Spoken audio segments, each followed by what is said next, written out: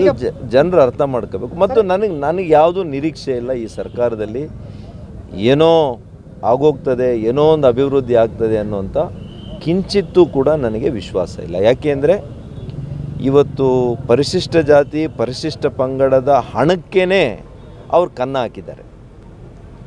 ಅವ್ರು ಮಾತನಾಡಿದ್ರೆ ನಾವು ದೀನದಲಿತರ ಉದ್ಧಾರಕರು, ಹಿಂದುಳಿದ ಸಮಾಜಕ್ಕೆ ಉದ್ಧಾರಕರು ಅಂತ ಹೇಳ್ತಾರೆ. ಆದರೆ ಅವರಿಗೆ ಅಭಿವೃದ್ಧಿ ಮಾಡಲಿಕ್ಕೆ ಇಟ್ಟಿರ್ತಕ್ಕಂಥ ಹಣದಲ್ಲಿ ಕಳೆದ ವರ್ಷ 11,000ಕ್ಕೂ ಹೆಚ್ಚು ಕೋಟಿ ರೂಪಾಯಿಗಳನ್ನು ಗ್ಯಾರಂಟಿಗೆ ನೀವು ಕೊಟ್ಟಿದ್ದೀರಿ.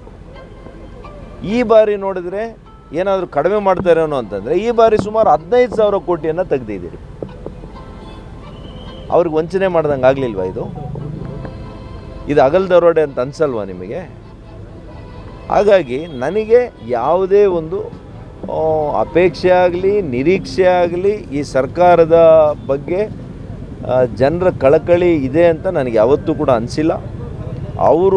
ಅವರ ಸಂಕಲ್ಪ ಬೇರೆ ಇದೆ, ಪ್ರತಿಯೊಬ್ಬ ಸಚಿವರು ಪ್ರತಿಯೊಬ್ಬ ಶಾಸಕರ ಸಂಕಲ್ಪ ಬೇರೆ ಇದೆ, ವೈಯಕ್ತಿಕ ಸಂಕಲ್ಪಗಳು, ಅದು ನೆರವೇರ್ತಾ ಇದೆ ಅಷ್ಟೇ. ಈ ರಾಜ್ಯದ ಜನರ ಸಂಕಷ್ಟ ಆಗಲಿ ರಾಜ್ಯದ ಇನ್ಮೇಲೆ ಮನೆ ಕೆಲಸಕ್ಕೆ ಹೆಲ್ಪ್ ಮಾಡ್ಬೇಕು ನೀವು. ಯಾಕೆ ನಿಂಗೆ ಎಲ್ಲರ ಕೆಲಸ ಸಿಗ್ತಾ? ಕೆಲಸನ ನೋವೇ, ನಾನೇ ಬಾಸ್ ಆಗ್ತೀನಿ. ಬಾಸ್ ಅದೇಗೆ? Boss wanna be the boss. ಜನರ ಬದುಕನ್ನು ಒಳಿತು ಮಾಡುವಂಥ ಆಲೋಚನೆ ಈ ಸರ್ಕಾರಕ್ಕೆ ಖಂಡಿತ ಇಲ್ಲ. ಇದು ಜನರು ಅರ್ಥ ಮಾಡ್ಕೋಬೇಕು. ಮತ್ತು ನನಗೆ ಯಾವುದೂ ನಿರೀಕ್ಷೆ ಇಲ್ಲ ಈ ಸರ್ಕಾರದಲ್ಲಿ ಏನೋ ಆಗೋಗ್ತದೆ, ಏನೋ ಒಂದು ಅಭಿವೃದ್ಧಿ ಆಗ್ತದೆ ಅನ್ನೋಂಥ ಕಿಂಚಿತ್ತೂ ಕೂಡ ನನಗೆ ವಿಶ್ವಾಸ ಇಲ್ಲ. ಯಾಕೆಂದರೆ ಇವತ್ತು ಪರಿಶಿಷ್ಟ ಜಾತಿ ಪರಿಶಿಷ್ಟ ಪಂಗಡದ ಹಣಕ್ಕೇ ಅವ್ರು ಕನ್ನ ಹಾಕಿದ್ದಾರೆ. ಅವ್ರು ಮಾತನಾಡಿದ್ರೆ ನಾವು ದೀನದಲಿತರ ಉದ್ಧಾರಕರು, ಹಿಂದುಳಿದ ಸಮಾಜಕ್ಕೆ ಉದ್ಧಾರಕರು ಅಂತ ಹೇಳ್ತಾರೆ. ಆದರೆ ಅವರಿಗೆ ಅಭಿವೃದ್ಧಿ ಮಾಡಲಿಕ್ಕೆ ಇಟ್ಟಿರ್ತಕ್ಕಂಥ ಹಣದಲ್ಲಿ ಕಳೆದ ವರ್ಷ 11,000ಕ್ಕೂ ಹೆಚ್ಚು ಕೋಟಿ ರೂಪಾಯಿಗಳನ್ನು ಗ್ಯಾರಂಟಿಗೆ ನೀವು ಕೊಟ್ಟಿದ್ದೀರಿ.